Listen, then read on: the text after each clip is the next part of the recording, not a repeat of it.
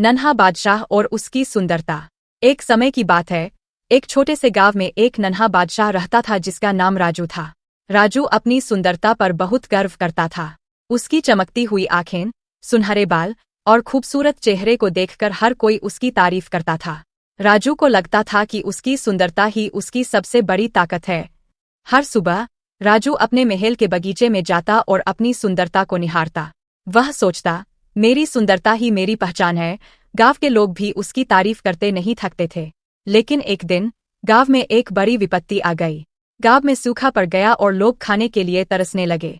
सभी गांव वाले राजा राजू के पास मदद मांगने पहुंचे।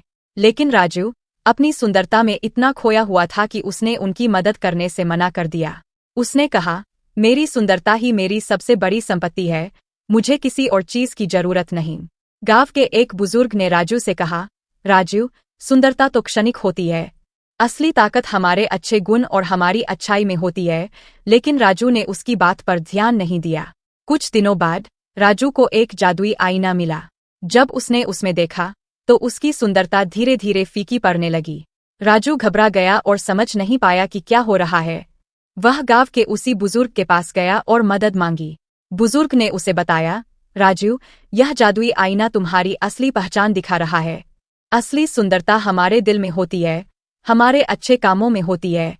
राजू ने अपनी गलती समझी और गांव वालों की मदद करने का निश्चय किया। उसने अपनी सारी संपत्ति गांव वालों में बांट दी और सभी की मदद की।